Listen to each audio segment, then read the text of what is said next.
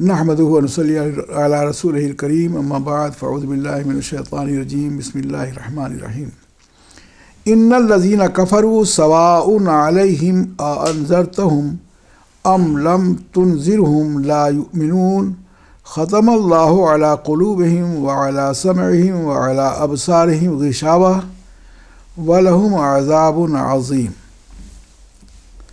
सदक़ल्लाहु मौलानल अज़ीम व सदक़ रसूलुहुन नबियुल अमीनुल करीम व नहनु अला ज़ालिका लमिनश शाहिदीन व शाकिरीन वल्हम्दुलिल्लाहि रब्बिल आलमीन। बेशक वो लोग जिन्होंने कुफ्र किया बराबर है उनको डराना या न डराना। लफ्ज़ी तर्जुमा है कि बराबर है महबूब ये खा उन्हें डराएं आप या न डराएं, ला युमिनून ईमान नहीं लाएंगे। अल्लाह ने मोहर लगा दी है उनके दिलों पर, उनकी समाअत पर, यानी कान पर, कान बोल के सुनना मुराद लिया है। व अला अबसारिहिम और उनकी आँखों पर पर्दा है। वलहुम अज़ाबुन अज़ीम और उनके लिए बहुत बड़ा अज़ाब है। ये कौन लोग हैं? वो लोग नहीं हैं जिनकी खूबियाँ बयान की जा रही थी पहले। दूसरा चैप्टर शुरू हो गया। इससे पहले मुत्तकी क्या क्या होंगे, कामयाब हैं, आखिर में उनको उनकी हिदायत बयान फरमा दी परवरदिगार आलम ने। बेशक वो लोग, ये कौन लोग हैं? तो कहते हैं इन्नल लज़ीना कफ़रू, बेशक वो लोग जिन्होंने कुफ्र किया, जैसे कि अबू जहल, अबू लहब और इन्हीं के तरह के काफिर। कि कुछ भी हो गया, पैगाम पहुँचाया गया लेकिन ईमान नहीं लाए, नहीं लाना था, तय कर लिया था तो नहीं लाए। तो कुफ्र किसे कहते हैं? कभी कभी बहुत बड़ी जल्दी की जाती है काफिर बनाने में, मुसलमान बनाने में देरी की जाती है या काफिर बनाने में जल्दी की जाती है, जबकि मसला ये है कि किसी को काफिर मत बनाओ। तो इंतज़ार करो, किसी के बारे में सुनो, पूछो उससे कि जो बोली आप बोले क्या ये आपकी बोली है? फिर नीयत पूछो कि इस तरह की जो बातें हैं उसमें तुम मुलव्वस हुए, तुम्हारी शिरकत की नीयत क्या थी? शिरकत की नीयत बता दे तो बच जाता है, लेकिन पहले आपको हम बताएंगे कि कुफ्र है क्या। इन्नल लज़ीना कफ़रू अय जहदू वनकरू, इनकार किया, जहदू के बारे में भी इनकार किया और इनकरू के बारे में भी इनकार किया। और कुफ्र की असल लुगत में असत्र व तग़दियत, पर्दा करना, छिपाना है। तो छिपाना किस चीज़ का? तो एक मिसाल दे के बताया है कि जैसे रात को भी काफिर कहते हैं, वो वाली काफिर नहीं। कौन सा काफिर? लिअन्नहु यस्तरुल अशिया बिज़ुल्मतिही, वो छिपा देती है चीज़ों को अपनी तारीकी से। रात आई, दिखने वाली चीज़ चलते चलते नहीं दिखती। अब हज़रत मूसा अलैहिस्सलाम थोड़े हैं कि काली चींटी को देख लेंगे। हज़रत मूसा अलैहिस्सलाम का मौजज़ा था। फिर कुफ्र की 4 किस्में हैं। एक कुफ्र इनकारिन, इनकार डबल हो गया, इनकार का कुफ्र है। वह अल्लाह यारिफुल्लाह असला, वो कुफ्र है कि वो सामने वाला अल्लाह को, यारिफुल्लाह असला, कि अल्लाह को बिल्कुल जानता ही नहीं, जैसे फिरौन का कुफ्र। वो यही कहा करता था कुरान के आयत के सिलसिले में कि मैं ही खुदा हूँ, अना रब्बुकुमुल आला, मैं तुम्हारा बड़ा रब हूँ। इसीलिए खफा हो गया था जब हज़रत मूसा अलैहिस्सलाम और हज़रत हारून अलैहिस्सलाम ये दोनों गए खुदा का पैगाम देने, खुदा का बताने। कहाँ से खुदा आ गया? वो तो मैं हूँ ही। तो जो अल्लाह को बिल्कुल ना जानता हो, ना पहचानता हो, تو اس کا وہ ہے کفر انکاری. جو میں فرعون کا نام لیتا ہوں تو ایک بات ضرور سمجھاتا ہوں کہ کتنا بڑا تھا لیکن علم سے پیدل تھا. علم ہوتا تو کچھ علم کا اثر تو آتا اس پر، چاہے غلط راہ پر صحیح. کتنا پیدل تھا کہ حضرت موسیٰ علیہ السلام اسی گھر میں پرورش پا رہے تھے، اس کو پتہ نہیں تھا. تو جو ایسا خدا ہو وہ خدا ہوگا. گھر میں حضرت موسیٰ پرورش پا رہے ہیں، گود کھلا رہا ہے اور نجومی کے بتانے پر عمل کر رہا. نجومی نے کہہ دیا تھا. اب نجومی ہم ان لوگوں کو کیسے سمجھائیں کہ ستاروں کے ذریعہ علم ہے جس سے یہ جانا جا سکتا ہے کہ کل کیا ہوگا. جسے آج آبزرویٹری بتاتی ہے، یہ تو بھائی مشین کا کام ہے، وہ علم کا کام ہے. اس میں ٹچنگ نہیں ہے، برابری نہیں ہے. تو اس ستارے کو دیکھ کے بتا دیتے ہیں. اسی لیے حضرت ابراہیم علیہ السلام بھی اس علم کو جانتے تھے. ستارہ دیکھ کے اپنے زندگی کا پتہ لگا لینا کہ اب کتنی باقی ہے، یہ وہ راسخ علم والے جو ہیں وہ بھی جانتے ہیں. تو علم نجوم ستاروں کے ذریعہ بتا دیا گیا تھا کہ ایک بچہ پیدا ہوگا تمہاری سلطنت میں اور تمہاری سلطنت کو برباد کر دے گا. تو کسی بچے کو نہیں چھوڑتا تھا. جو بچہ پیدا ہوا ایک تو مردوں کو دور کر دیا، بچہ پیدا ہوتا تو اسے مار دیتا تھا. یذبحون ابناءکم، ان کے بچوں کو لوگ ذبح کرتے تھے. لیکن اسی میں ایک بچہ، اسے یہ بھی پتا نہیں تھا کہ گھر ہی میں ہے اور خود لاولد تھا. بیوی تھی اہلیہ حضرت آسیہ، وہ موحدہ تھی، بعد میں مومنہ رہیں. اسی لیے مخصوص عورتوں کا ذکر کیا جاتا ہے، ان میں سے بھی ہیں. پرورش ہو رہی تھی حضرت موسیٰ علیہ السلام کی فرعون کے ہاں، لیکن خدا کا منکر تھا سیدھے سیدھے. اور کہتا کیا تھا؟ وہ ہوا قول ہو، اور اس کا قول تھا کہ ما علمت لکم من الہ غیری، میں جانتا ہی نہیں تم لوگوں کے لیے کوئی میرے علاوہ کوئی دوسرا الہ، میں ہی معبود ہوں تمہارا، معاذ اللہ. دوسرا کفر الجحودین، انکار والا کفر، یہ بھی انکار ہی کا ہے. کفر کے معنی انکار کا ہی ہے. وَهُوَ أَن يَعْرِفَ اللَّهُ بِقَلْبِهِ، اور وہ یہ ہے کہ اللہ تعالیٰ کو دل سے تو جانتا ہے. وَلَا يُقِرُّ بِلِسَانِهِ، لیکن زبان سے اس کا اقرار نہیں کرتا ہے. اور ایمان کے لیے اقرار باللسان و تصدیق بالقلب بما جاء النبی صلی اللہ علیہ وسلم، زبان سے اقرار کرنا اور دل سے اس کی تصدیق کرانا، جو اللہ کے رسول صلی اللہ علیہ وسلم لائے ہیں یا رسول کی رسالت کو ماننا. باہر اندر، ظاہر باطن دونوں سے ماننے کا نام ہے ایمان. تو یہ زبان سے تو نہیں کہتا تھا. کون؟ جیسے ابلیس کا کفر، وہ کفر عنادی ہے، ضد میں نہ ماننا.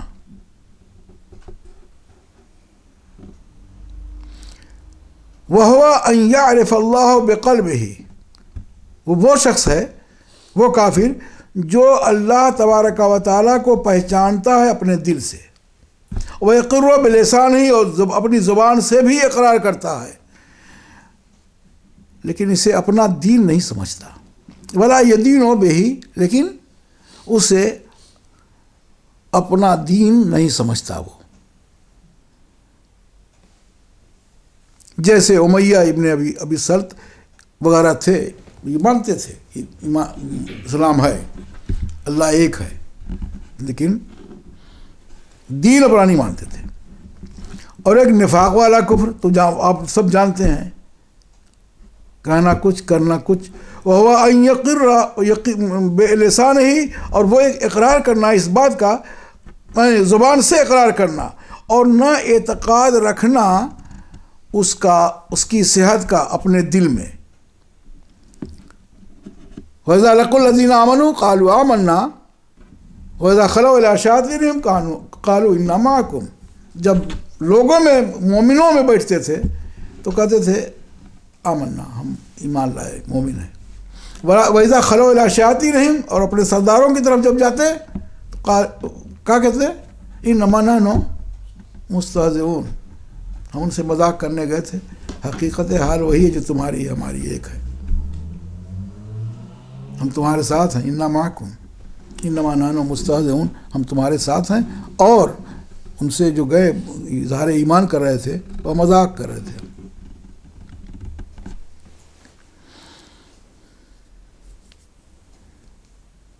اور ان تمام کی بھی ان قسمیں ہیں، لیکن آپ بعد میں قسمیں پڑھیے گا. ایک وضاحت کی ہے کہ ان انواع کی کل کا کل یہ جو بیان کیا گیا ہے سب کفر ہے. ایسا کوئی بھی ہوگا تو کافر ہوگا، چاہے وہ عناداً انکار کر رہا ہو، یا شروع ہی سے نہیں مانتا ہو، یا دل میں کہے، زبان سے بھی نہ اقرار کرے اور دل میں اعتراف کرے. تو دل میں اعتراف سے کچھ بات بنتی نہیں جب تک کہ زبان سے اس کا اظہار نہیں کرے گا. تو یہ سب کے سب کافر ہیں. اور حاصل اس کا یہ ہے کہ جس نے اللہ کا انکار کیا، یا اس کی وحدانیت کا انکار کیا، یا کچھ بھی جو اس نے نازل کی اپنے رسول پر اس کا انکار کیا.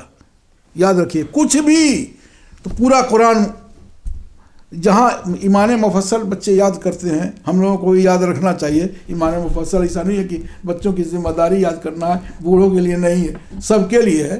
تو سوائے اس کے کہ جتنی چیزوں کے ایمان لانے کی بات کہی گئی ہے اتنے پر ایمان لانا ضروری ہے. از اول تا آخر قرآن سمجھانے کے لیے بسم اللہ کی بے سے لے کر والناس کی سین تک میں جتنے حروف ہیں، جو کچھ اللہ تبارک و تعالیٰ نے نبی اکرم صلی اللہ علیہ وسلم کے واسطے سے بھیجا ہے، اس میں کسی کی طرح کی آنا کانی قابل معافی نہیں ہے. ایمان بچانا ہے تو سب کو ماننا ہے. انتہا یہ ہے کہ پورا قرآن کوئی مان رہا ہو اور کسی ایک فیصلے کا منکر ہو تو کافر ہے. ایمان کے لیے کل کا ماننا ضروری ہے، اور کافر ہونے کے لیے کسی ایک آیت کا انکار کرنا، ایک جملے کا انکار کرنا، ایک لفظ کا انکار کرنا کفر ہے.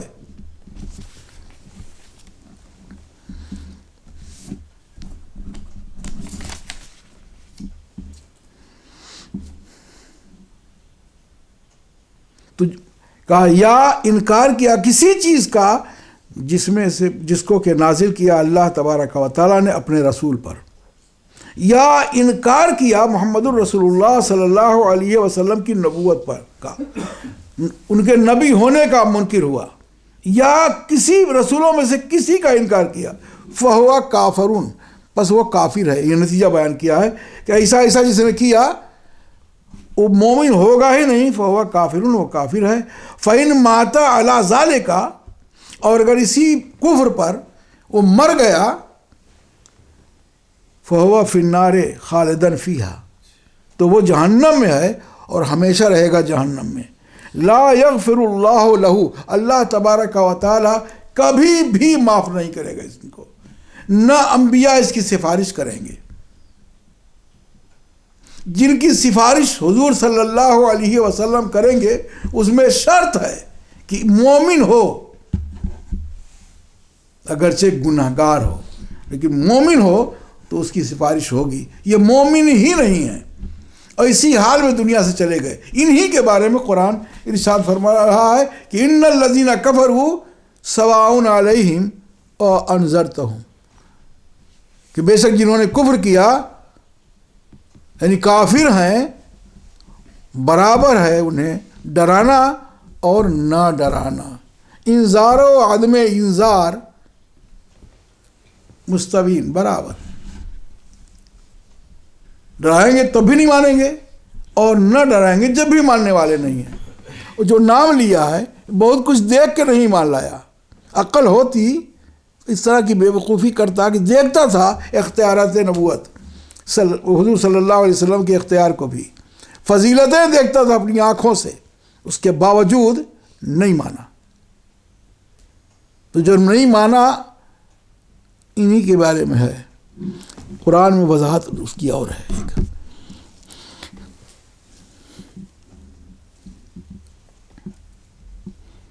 अनज़र तो हम तुम लाइवनून ले इल्मिल्लाह, अल्लाह ताला के इल्म में है। ये क्यों कहा? इसलिए कि फिर नबी आता किस लिए है? अगर न डराए, न खौफ दिलाए और ऐसे काफिरों को पैगाम न पहुंचाए, जो पहले ही से ये डिक्लेयर कर दिया जाए कि काफिर लोग उनके पास पैगाम ले जाके मानेंगे नहीं, तो तबलीग बंद कर दी जाए। तो रसूल को भेजा किस लिए गया है? नहीं, उनका जिक्र किया इस आयत करीमा में, जो जिनके बारे में अल्लाह को मालूम है कि ईमान नहीं लाएंगे। होता नहीं था कि अल्लाह के रसूल सल्लल्लाहु अलैहि वसल्लम बड़ी कोशिशें करते थे और कभी कभी रंजीदा होकर आते कि मैंने इतनी कोशिश की इसको जहन्नम से निकालने की, लेकिन ये माना नहीं। तो आगे तसल्ली दी है, अल्लामा जलालुद्दीन सयूती ने बयान किया है कि फ़ला तत्मा फ़ी ईमानिहिम, आप हिर्स न फरमाइए उनके ईमान के बारे में, ईमान लाने वाले नहीं हैं। कभी खातिर होते थे, कोशिश की, समझाया, वरना याद रखो जब वो मुतालबा किया था उसने सूरज के चाँद के 2 टुकड़े करने के लिए, नबी को कोई ज़रूरत नहीं थी उंगली का इशारा करने की। अबे तू मान ना या ना मान, ये काम तबलीग से मुतल्लिक नहीं है, नहीं ऐसा करता मैं, कोई हर्ज ना होता। इस पर भी आमादा हुए और अपने इख्तियार का इस्तेमाल फरमाया कि उंगली का इशारा किया, चाँद के 2 टुकड़े हुए। मोमिन लोगों के लिए तो ईमान में और चाशनी पैदा हो गई कि हम जिसका हम कलमा पढ़ते हैं कितने अज़मत वाला और कितने इख्तियार वाला है, लेकिन इनको दिखाने से कोई फ़ायदा तो नहीं हुआ। लेकिन दुख हुजूर को हुआ कि करके भी मोमिन ये नहीं हुआ। तो फला तत्मा फ़ी ईमानिहिम, तो आप हिर्स न फरमाइए, लालच न कीजिए उनके ईमान के बारे में।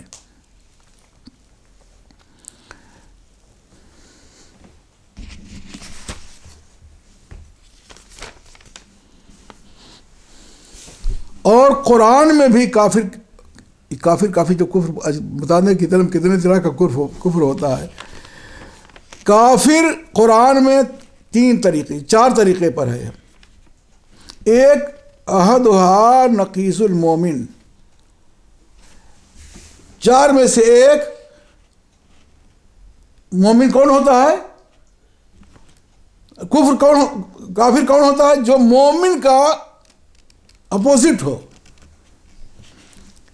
ईमान का मुकाबिल कौन है? कुफ्र। मोमिन का मुकाबिल कौन है? काफिर। दिन का मुकाबिल क्या है? रात। जो रात होगी वो दिन नहीं होगा, और जो दिन होगा वो रात नहीं होगी। कभी ऐसा हुआ दिन रात इकट्ठा होके आपस में चाय पिए? नहीं ना। दिन होगा तो रोशनी होगी, उजाला होगा, रात होगी तो ऐसा कभी नहीं होता। इसको कहते हैं इज्तिमाई ज़िद्दैन, 2 ज़िद इकट्ठा नहीं होती। अब देख ली, ठंडा और गर्म दोनों इकट्ठा होंगे, या तो ठंडा रहेगा या गर्म होएगा। सोच लीजिएगा, कभी ऐसा कर सकते हो तो कर दीजिएगा। आग और पानी तो एक दूसरे की चीज़ हैं।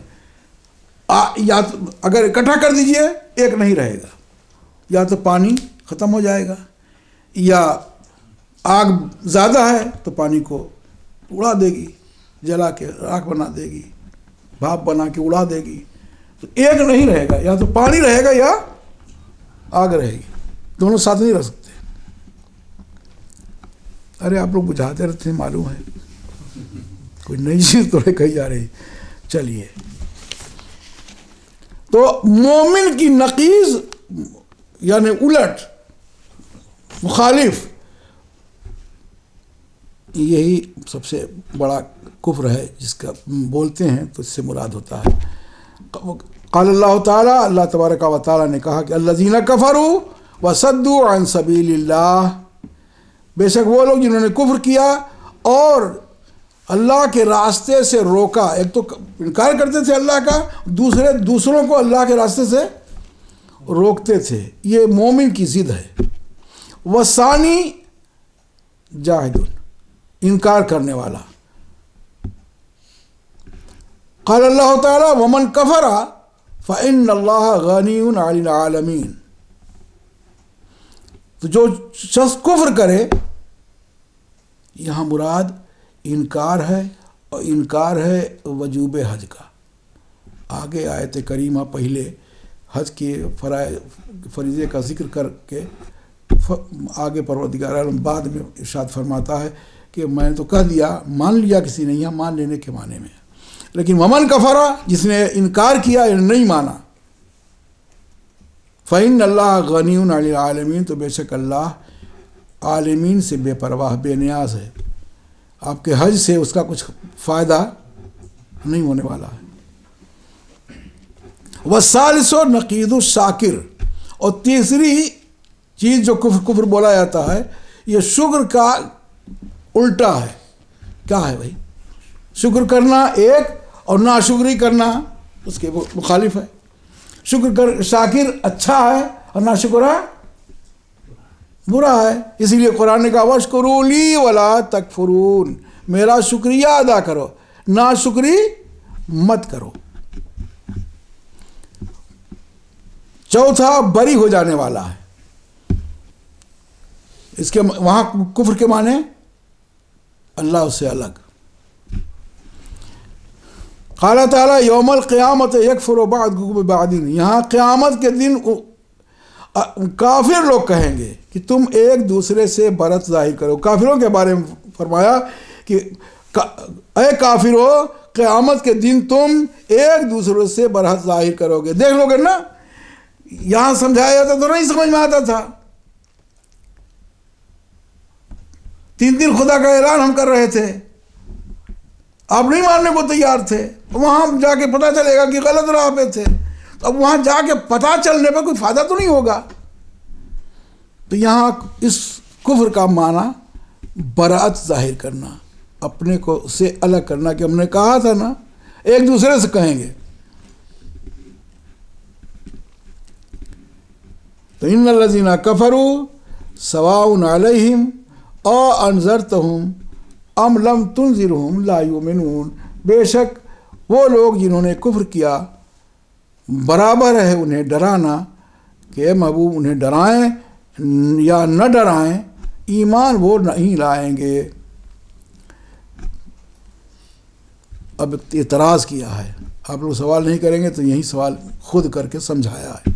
فَإِن قُلْتَ لَمَّا عَلِمَ اللَّهُ أَنَّهُمْ لَا يُؤْمِنُونَ، پس اگر تو کہے کہ جب اللہ کو معلوم تھا کہ بے شک وہ ایمان نہیں لائیں گے، فَلَمَا أَمَرَ النَّبِيُّ صلی اللہ علیہ وسلم بِدُعَائِهِمْ، تو کیوں اللہ تبارک و تعالی نے نبی صلی اللہ علیہ وسلم کو حکم دیا ان کو بلانے کا، دعوت دینے کا.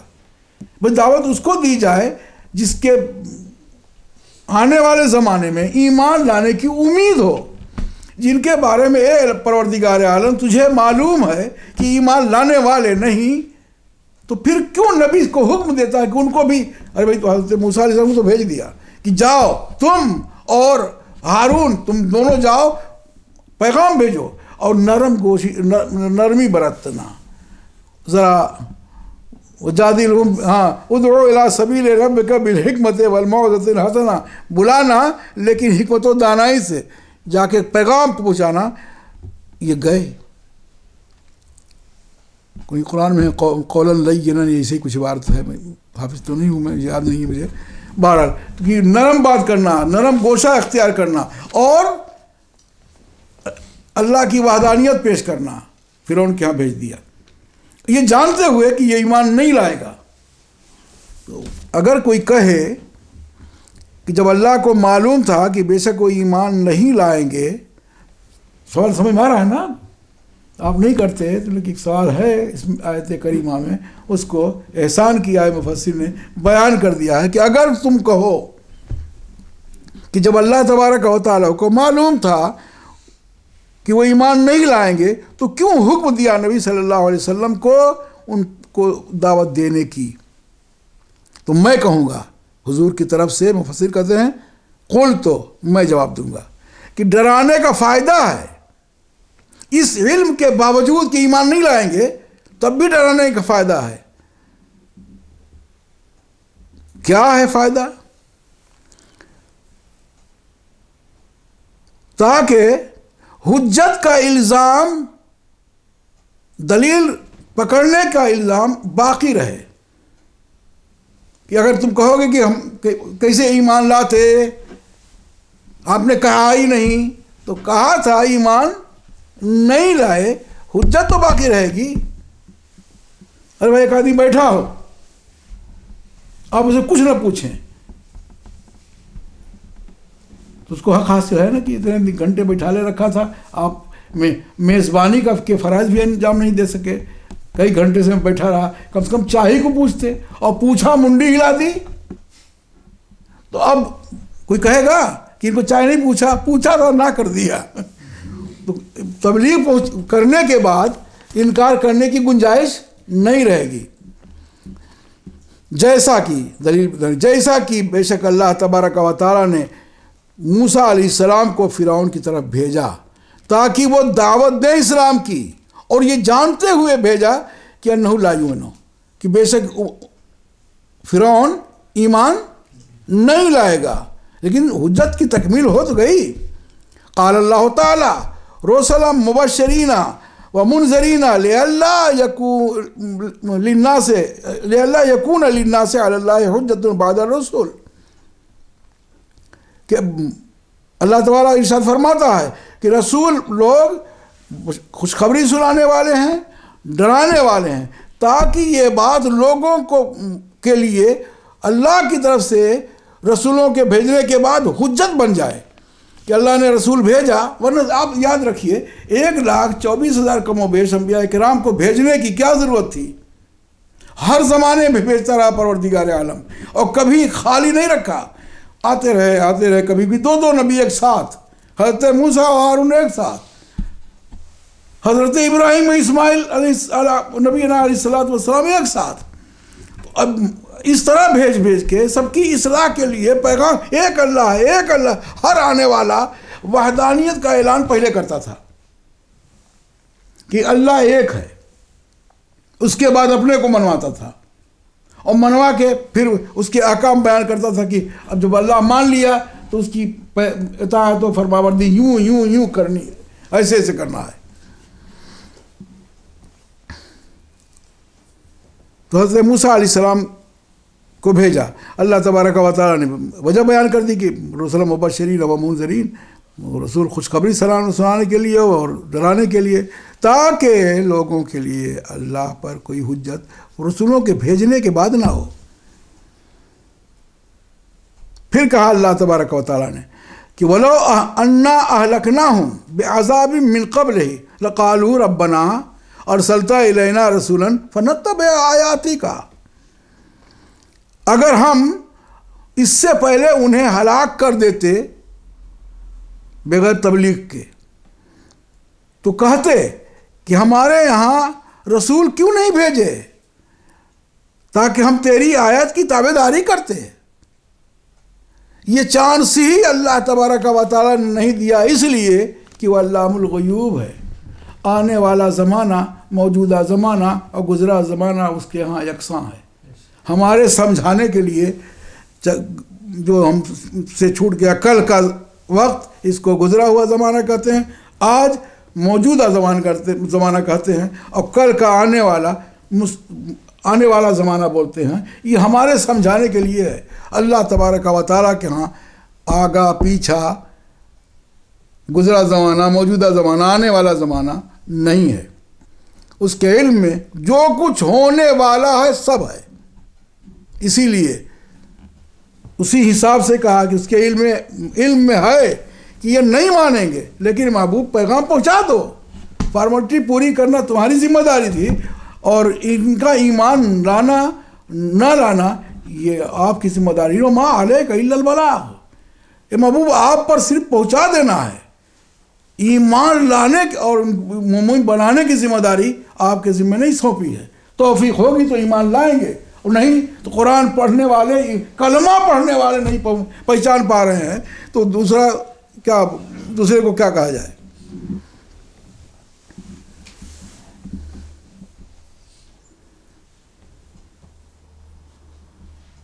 ایک دلیل تو یہ ہوئی. دوسری سنیے.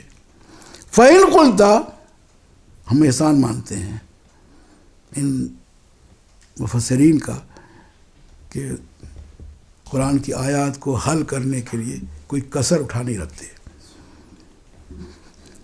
فَإِنْ قُلْتَ لَمَّا أَخْبَرَ اللَّهُ رَسُولَهُ، جب اگر تو کہے کہ جب اللہ نے خبر دے دی اپنے رسول کو کہ انہم لا یؤمنون، کہ بے شک وہ ایمان نہیں لائیں گے، تو اب کب کیوں نہیں ہلاک کر دیا اس نبی نے، رسولوں نے، جیسا کہ ہلاک کیا، برباد کر دیا دعا کر کے نوح علیہ السلام نے اپنی قوم کو.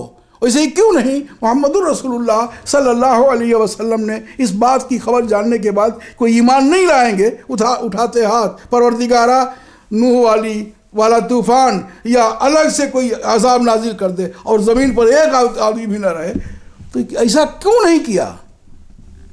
ان کو بھی وہ کرنا چاہیے تھا. اذیتیں برداشت کی. آج تبلیغ جو کہی جاتی ہے، تبلیغ کتنی کڑوی تبلیغ حضور صلی اللہ علیہ وسلم نے کر کے دکھایا. کم تعداد میں جا کے اللہ کی بات کرتے تھے. پہلی بات کی تو سب سے پہلے چچا نے انکار کیا. جب بلا کے کہا کہ اے لوگوں، میری دیانتداری، ایمانتداری دیکھی.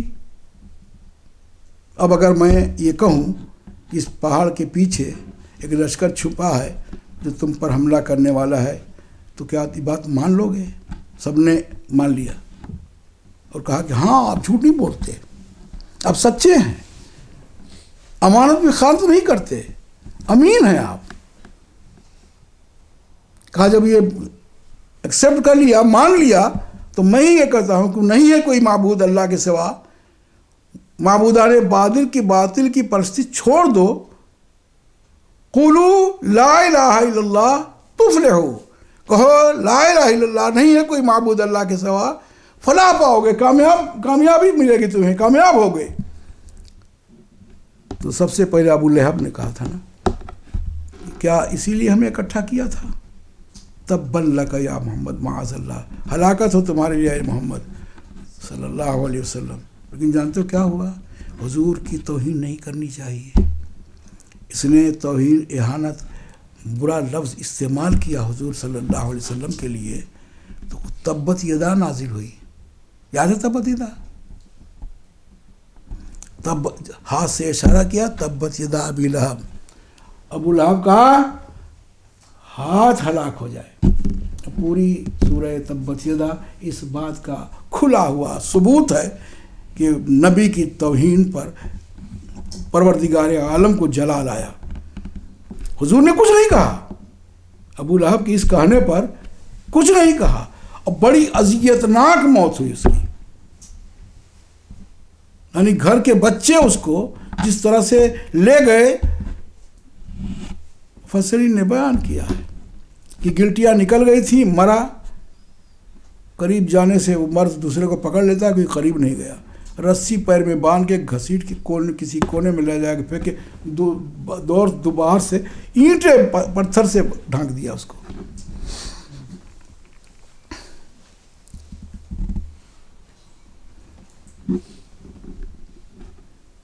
اس وقت ہاتھ اٹھا دینا چاہیے تھا.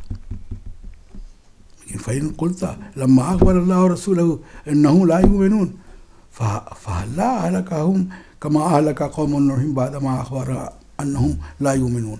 قُلْتُ میں کہوں گا کہ لأن النبی علیہ السلام یعنی محمد الرسول اللہ صلی اللہ علیہ وسلم سے یہاں مراد وہی ہیں. لأن النبی علیہ السلام کان رحمۃ للعالمین، رحمۃ للعالمین، بے شک نبی علیہ السلام سارے عالم کے لیے رحمت ہیں. کما ورد بہ الکتاب، کتاب میں موجود ہے. اور اللہ تبارک و تعالیٰ نے یہ بھی ارشاد فرمایا ہے کہ اے محبوب تم رحمۃ للعالمین تو ہو ہی، جہاں تم رہو گے جن میں ان پر عذاب بھی نہیں نازل کروں گا. ما کان اللہ لیعذبہم وانت فیہم، نہیں اللہ یہ کہ ان لوگوں کو عذاب دے، قوم لوط، قوم ہود والا، قوم نوح والا. کیوں؟ انت فیہم، آپ اس میں ان میں موجود ہیں. آپ کی موجودگی میں سرکشوں کو بھی وہ عذاب نہیں دوں گا جو عذاب اگلے لوگوں کو دیا جا چکا ہے. اور وما کان اللہ معذبہم، اور نہیں اللہ عذاب دینے والا ان لوگوں کو جو استغفار کرتے رہتے ہیں، یعنی استغفار کا موقع دیا. یہ موقع حضور صلی اللہ علیہ وسلم کی رحمت للعالمین کا نتیجہ ہے. ایک سے ایک سرکش پھرے ہوئے، حضور کو نہ ماننے والے، کلمہ پڑھ کے توہین کرنے والے، اہانت کرنے والے آرام سے گھوم رہے ہیں، کھا پی رہے ہیں. ان پر عذاب نازل ہوتا ہے؟ نہیں. چھوٹ دے رکھی ہے، اب سمجھو، اب سمجھو، نہیں سمجھو گے تو حشر سنا کہ نہیں آپ نے؟ آخری حشر یہ ہے کہ کفر تک پہنچ جاؤ گے، اور جب کفر کا سرزد ہو جائے گا تو اللہ تبارک و تعالی جہنم میں ڈال دے گا، اور اس سے کوئی خلاصی، نکلنے کی کوئی گنجائش نہیں رہے گی. اس لیے ایمان کا اس دور میں بچانا سب سے بڑی بات ہے. وہ لکی لوگ ہیں، بڑے خوش قسمت ہیں وہ لوگ، اس فتنے کے دور میں، خراب ماحول میں، جہاں ہر جگہ ایمان کے جانے کے خطرے موجود ہیں، اس میں بھی اپنا ایمان بچاتے ہیں، نبی سے لگے ہوئے ہیں. حضور سرور کونین صلی اللہ علیہ وسلم کما حق ہو پیروی نہیں کر پا رہے ہیں، لیکن بہرحال ان کا نام لے کے ان کی عظمتوں کا گن گا رہے ہیں، ان سے قریب ہیں، تو ایمان بچائے ہوئے ہیں. اور جو شخص ایمان بچا لے گا سب کچھ بچا لے گا. اور ایمان رہے گا تو عمل بھی کرائے گا، عمل کراتا رہے گا. ایمان بچانا بڑا ضروری ہے. اس کی طرف اسی آیت کریمہ سے جواب ملتا ہے اپوزٹ کے حساب سے کہ ان الذین کفروا سواء علیہم انذرتہم ام لم تنذرہم لا یؤمنون. بے شک جنہوں نے کفر کیا برابر ہے ان کا ڈرانا یا نہ ڈرانا، کہ اس لیے کہ وہ ایمان نہیں لائیں گے. ختم اللہ علی قلوبہم، جب یہ ہو چکا تو سنو فیصلہ قرآن کا. ختم اللہ علی قلوبہم وعلی سمعہم وعلی ابصارہم غشاوہ ولہم عذاب عظیم، کہ اللہ تبارک و تعالیٰ نے پھر مہر لگا دی ان کے دلوں پر، بصارت پر، کان پر. یہ اسی حال میں رہیں گے، پردہ پڑا رہے گا آنکھ پر. پردہ پڑے کا مطلب اندھے ہوں گے؟ نہیں، دیکھیں گے، دیکھ کے سمجھ نہیں پائیں گے. سنیں گے، سن کے بھی حق سننا نہیں ہوگا ان کا. دل میں بات اترے گی لیکن ماننے والی بات نہیں ہوگی. ایسا نہیں کریں گے تو فلہم عذاب عظیم، ان کے لیے بہت بڑا عذاب ہے. اللہ تبارک و تعالی ہم سب کو ایمان کی سلامتی عنایت فرمائے اور زندہ رکھے. تو حضور سرور کونین صلی اللہ علیہ وسلم کا عاشق و شیدائی بنا کے زندہ رکھ، اور اٹھا تو انہی کا عاشق و شیدائی بنا کے اٹھا. ان کی سنت پر عمل کرنے کی توفیق عطا فرما.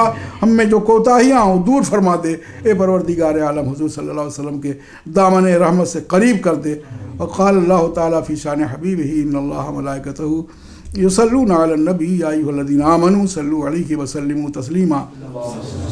اللهم صل على سيدنا ونبينا مولانا محمد وعلى آل سيدنا ونبينا مولانا محمد وبارك وسلم.